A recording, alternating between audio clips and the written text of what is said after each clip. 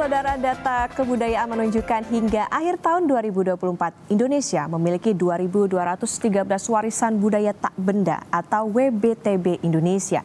Begitu pula jumlah cagar budaya peringkat nasional yang telah ditetapkan sejak tahun 2013. Dari 2.000 lebih warisan budaya tak benda atau WBTB Indonesia, 13 diantaranya telah masuk dalam daftar inskripsi Intangible Cultural Heritage atau ICH UNESCO, Badan PBB untuk Pendidikan, Ilmu Pengetahuan dan Kebudayaan. Dan ada pula dengan 228 cagar budaya peringkat nasional, 6 diantaranya telah ditetapkan UNESCO sebagai World Heritage atau warisan dunia kategori budaya. Upaya pelindungan warisan dunia perlu tindak lanjut nyata dan komprehensif oleh berbagai pemangku kepentingan agar warisan budaya yang tersebar di beberapa wilayah di Indonesia ini dapat tetap terlindungi. Untuk mengulas lebih lanjut telah bergabung bersama saya Menteri Kebudayaan Republik Indonesia Bapak Fadlizon. Pak Fadli, sehat Pak? Sehat, alhamdulillah. Terima kasih. Alhamdulillah. Selamat datang di studio Kompas TV, Bapak. Terima kasih. Kita bicara soal budaya, Pak. Data kebudayaan mencatat jumlah cagar budaya peringkat nasional adalah 228 objek dan 2.213 warisan budaya tak benda Indonesia. Apa pentingnya pemerintah melaksanakan penetapan status untuk kedua warisan budaya Indonesia tersebut? Ya, untuk menunjukkan pertama, kita ini adalah negara yang sebenarnya luar biasa kekayaan budayanya. Dari Sabang sampai Merauke, dari Miangas hingga Pulau Rote gitu ya. Kita selalu mengutipnya begitu. Tapi kekayaan budaya kita itu memang luar biasa. Saya menyebutnya itu mega diversity. Jadi kekayaan yang luar biasa ini saya kira harus kita data, harus kita lestarikan, harus kita kembangkan, harus kita manfaatkan dalam pemajuan kebudayaan. Dan sekarang warisan budaya tak benda atau Intangible Cultural Heritage kita memang secara nasional jumlahnya 2.213. Tetapi sebenarnya potensinya tentu jauh lebih banyak dari itu. Karena baru beberapa minggu yang lalu kami menetapkan 272 sehingga menggenapkan 2.213 itu. Nah, dari daerah-daerah, kemudian dari kabupaten kota ke provinsi dan kemudian ke tingkat nasional. Di PBB sendiri prosesnya ini memang sudah panjang sejak tahun 2003 sebenarnya. Yang pertama dienkripsi itu adalah wayang. Ya, dulu masih disebut sebagai Masterpiece of Oral Tradition and Intangible Heritage of Humanity. Kemudian setelah itu tahun di 2005 adalah keris. Baru kemudian ada batik, kemudian ada noken, ada angklung, ada gamelan, ada pencak-silat, ada pantun, ada tari saman, tari Bali, ada finisi, dan terakhir tahun lalu adalah jamu. Nah, tahun ini kita berharap dalam minggu pertama Desember ini inskripsi untuk 3 item, yaitu reok Ponorogo, kebaya, dan kolintang. Jadi warisan budaya tak benda atau Intangible Cultural Heritage ini penting karena kita sebagai negara mempunyai kekayaan budaya itu dan kita perlu melestarikan, dan saya kira ini juga penting bagi generasi muda. Nah, dengan adanya Kementerian Kebudayaan yang sekarang ini berdiri secara independen, salah satu hal yang juga akan kita lakukan adalah bagaimana melakukan pendataan, digitalisasi ya dari semua cagar-cagar budaya, warisan budaya tak benda yang ada, sehingga laporan-laporan kita itu semuanya itu lengkap ya, dosiernya itu, dan juga mungkin juga bisa diakses oleh dunia internasional. Jadi inilah saya kira yang terkait dengan warisan budaya tak benda, termasuk juga cagar budaya. Tentu kita mengacu kepada Undang-Undang Dasar 1945 ya, terutama pasal 32. Nah, banyak orang yang kadang-kadang overlook atau tidak melihat pasal 32 ini. Pasal 32 Undang-Undang Dasar 1945 itu bunyinya adalah negara memajukan kebudayaan nasional Indonesia di tengah peradaban dunia. Gitu, dengan menjamin kebebasan masyarakatnya untuk memelihara dan mengembangkan budayanya masing-masing. Kemudian ini diturunkan menjadi Undang-Undang Nomor 5 Tahun 2017 menjadi Undang-Undang Pemajuan Kebudayaan. Selain itu juga di bawah kebudayaan ada Undang-Undang Cagar Budaya ya nomor 11 2010 dan juga ada Undang-Undang Perfilman dan seterusnya. Mega diversity tadi ya Pak, yang penting adalah bagaimana ini yang bisa terdata dan juga harapannya bisa terus lestari dan dikenal oleh masyarakat dari berbagai generasi. Pak Fadli, apa jadinya yang menjadi tantangan terbesar dalam pelestarian warisan budaya Indonesia? Supaya tantangan yang terbesar itu di tengah era globalisasi ya, kita ini harus informasi luar biasa. Kita seperti dibanjiri oleh informasi, termasuk oleh budaya-budaya lain. Dulu disebutnya juga sebagai Disneyfication, gitu ya. Ya mungkin sekarang juga ada budaya negara-negara tetangga kita dan lain-lain. Nah kita ini harus ada satu kecintaan terhadap budaya kita. Bagaimana kita mengapresiasi budaya kita sendiri. Karena kalau tidak kita yang mengapresiasi budaya kita, lantas siapa lagi? Dan kalau bukan sekarang kapan lagi? Kira-kira begitu kan? Secara klise seringkali kita kutip begitu. Jadi kita berharap sebenarnya terutama generasi yang lebih muda dengan kemajuan teknologi informasi dan komunikasi di era digital ini bisa mengakses berbagai macam informasi, narasi, literasi, dan edukasi terkait dengan budaya kita ini available dulu. Jadi ada bahan-bahannya. Kemudian juga dengan begitu kita memperkenalkan ini kepada generasi muda kita sendiri, kita apresiasi. Jadi bagaimana orang Indonesia tuh jangan kerasukan budaya asing. Misalnya budaya ya manalah gitu ya. Nggak ada kita menyebutnya negara mana. Tetapi bagaimana dia kerasukan budaya Indonesia. Itu yang paling penting. Dan saya melihat menggembirakan kok ke depan. Misalnya karena kita di perfilman, di musik, semakin banyak orang yang mencintai film kita sendiri.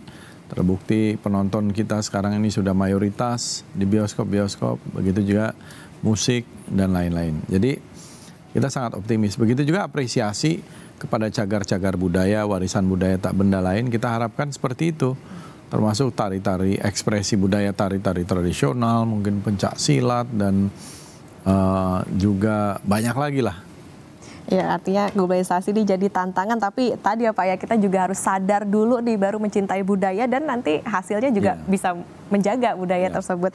Pak Fadli, apa langkah ideal selanjutnya yang dilakukan oleh pemerintah daerah untuk menjaga eksistensi dan kelestarian warisan budaya di daerahnya setelah dilakukan penetapan tadi? Langkah idealnya mendiseminasi segala macam informasi ini dan juga menyebarluaskan supaya tadi ada literasi edukasi ya kepada seluruh masyarakat dan kita berharap ada juga selain pelestarian ada pengembangan dan ada pemanfaatan. Jadi budaya ini jangan dianggap juga sebagai sebuah beban, apalagi itu berbahaya dan bukan hanya masa lalu. Budaya itu adalah masa lalu, masa kini dan masa depan. Itu tidak bisa dipisahkan. Dan budaya itu mempunyai satu nilai yang memberikan kita identity. Nah, kita ini negara yang dengan tadi kekayaan budaya, bahkan peradaban kita ini termasuk yang tertua di dunia. Kalau kita lihat dari peninggalan-peninggalan cagar-cagar budaya yang ada ya, seperti di Gua Leang-Leang itu umurnya 52.000 tahun, di Gua Lidah Air di Sumatera Barat itu mungkin lebih dari 60.000 tahun. Lukisan-lukisan purba yang jumlahnya ratusan, ya itu menunjukkan bahwa kita ini peradaban yang tua, puluhan ribu tahun peradaban kita, lebih tua dari banyak negara-negara di belahan dunia lain. Oke, ini yang jadi catatan bahwa budaya itu tidak hanya soal masa lalu, tapi juga masa kini dan juga masa depan. Ini yang menjadi PR juga tidak hanya pemerintah pusat ya Pak ya tentu saja, tapi juga di pemerintah daerah dan juga masyarakat. Masih banyak yang mau saya tanyakan lagi ke Pak Fadli, tapi kita harus jeda sejenak. Saudara tetap di Sapa Indonesia Pagi.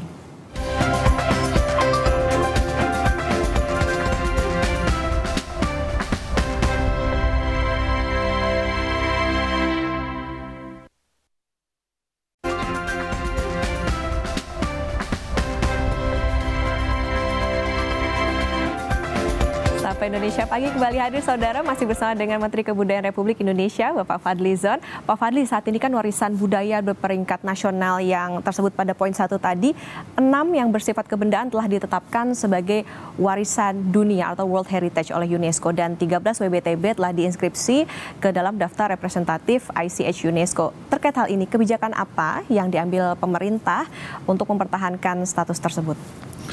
Jadi kita tentu harus ada kebijakan untuk melakukan pengawasan, perawatan terhadap situs-situs yang sekarang ini sudah statusnya menjadi World Heritage, menjadi Intangible Cultural Heritage, dan ini tentu diperhatikan juga oleh lembaga seperti UNESCO. Jadi kita juga harus melakukan pelaporan secara berkala. Ya, baru saja kita juga memberikan laporan 4 tahunan ya kepada UNESCO. Ini bagian dari sebuah pertanggungjawaban juga. Jadi di dalam pelestarian itu, di dalam pemanfaatan dan pengembangan ini juga sangat penting saya kira untuk melakukan kegiatan-kegiatan yang terkait apa yang sudah terdaftar ya. Nah, tentu kalau World Heritage kita mempunyai kewajiban-kewajiban khusus agar situs itu tetap terpelihara dengan baik, ya, dengan tentu terutama semua pihak yang berada termasuk di kawasan, di komunitas itu mereka ikut menjaga. Jadi ini sebenarnya tanggung jawab semua pihak gitu.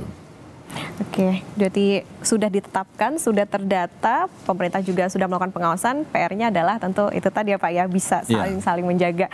Nah, Pak Fadly, tahun ini kan Indonesia juga mengajukan 3 WBTB Indonesia. Tadi Pak Fadly juga sudah menyebut Reok Ponorogo, ada Kolintang, dan juga kebaya untuk diinskripsi dalam Representative List of the Intangible Cultural Heritage of Humanity UNESCO yang akan disidangkan pada tanggal 2-7 Desember di Paraguay.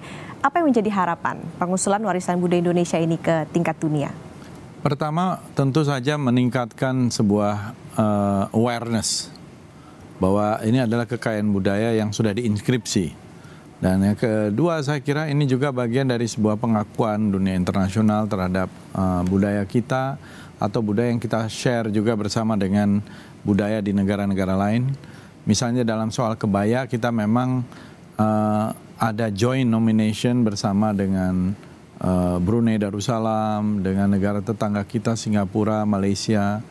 Begitu juga ada extension list dari Kolintang ini dengan uniknya alat-alat musik dari beberapa negara di Afrika Barat ya. Seperti di Burkina Faso, di Mali, di Côte d'Ivoire ya. Saya pernah melihat itu pertunjukan di Ouagadougou di Burkina Faso dan juga di Abidjan, di Côte d'Ivoire, itu untuk balofon. Nah, itu yang saya kira mempunyai similarity, kesamaan dengan Kolintang. Cuma resonatornya aja yang berbeda. Resonator kalau Kolintang dari kayu, ini dari buah labu. Dan ini tentu saja saya kira akan memberikan satu kegembiraan bagi kita, perayaan. Dan mudah-mudahan pelestarian dan juga pengembangan dan pemanfaatannya ke depan gitu, agar budaya Kolintang, budaya kebaya, dan budaya Reok Ponorogo ini bisa lestari, bisa terus berkembang, tidak punah. Karena memang kalau tidak ada lagi komunitasnya, tidak ada lagi yang mengembangkan, tidak ada lagi yang peduli, ya budaya atau ekspresi budaya itu bisa hilang. Seperti halnya bahasa, seperti halnya kebiasaan-kebiasaan atau tradisi tertentu yang tidak digunakan lagi oleh masyarakatnya, itu bisa punah, bisa hilang. Dan tentu ini sangat merugikan kita. Jadi saya ingin menegaskan, budaya itu adalah aset nasional, national treasure. Jadi budaya-budaya kita yang jumlahnya unlimited itu sebenarnya aset nasional. Jadi aset nasional itu bukan hanya sumber daya alam saja, bukan hanya batu bara, nikel, oil and gas gitu, tapi sebenarnya budaya kita itu aset nasional kita. Jadi inilah yang membuat dan bisa membuat kita itu punya kebanggaan nasional, national pride. Ya, coba kita lihat di negara-negara maju ya, itu paling depan itu yang selalu menjadi etalase mereka adalah budayanya. Ya, museum, kemudian perpustakaan, galeri, dan juga ekspresi-ekspresi budaya mereka. Sarana diplomasi juga ya. Dan ini bagian juga dari diplomasi kebudayaan mereka nih, soft power. Soft power. Tentu hasil sidangnya diharapkan juga bisa memuaskan ya Pak Fadli ya, karena tadi ada beberapa budaya yang serupa tapi nggak sama. Nah ini yang jadi catatan bahwa budaya Indonesia ya harus dijaga dengan adanya pengakuan tadi.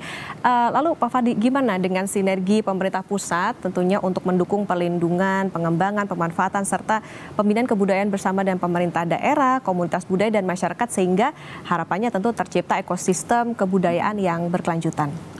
Jadi memang harus multi stakeholder, harus pendekatan semua pihak. Pemerintah pusat, pemerintah provinsi, pemerintah kabupaten, kota, kemudian pihak swasta, dan juga perorangan, ya, yayasan-yayasan saya kira yang peduli. Ini harus menjadi satu kerja bersama.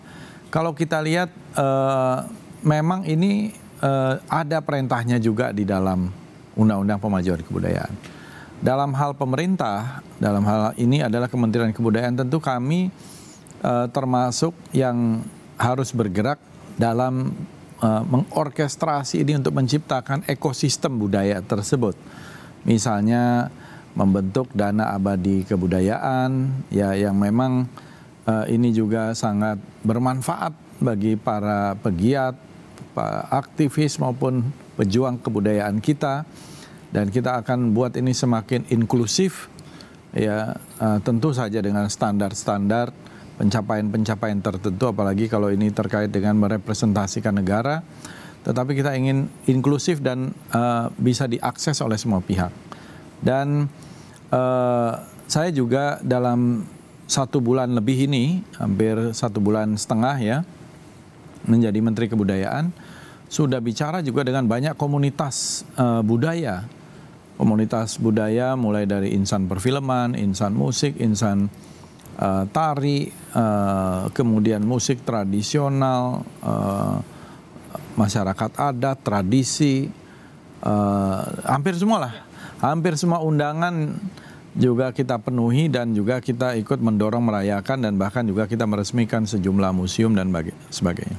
Oke, ini jadi PR bersama, semua pihak juga harus bekerja bersama, karena ini tadi sesuai dengan amanat undang-undang ya Pak, untuk menjaga kelestarian budaya. Tentu diharapkan nanti dengan adanya pengakuan ini bisa membawa budaya Indonesia lebih banyak lagi yang diakui dan juga bisa menjadi itu tadi langkah diplomasi juga ya Pak ya di level dunia. Terima kasih Menteri Kebudayaan Republik Indonesia Pak Fadlizon sudah bersama di Kompas TV. Terima Pak, kasih. Sehat selalu. Sama-sama, terima kasih.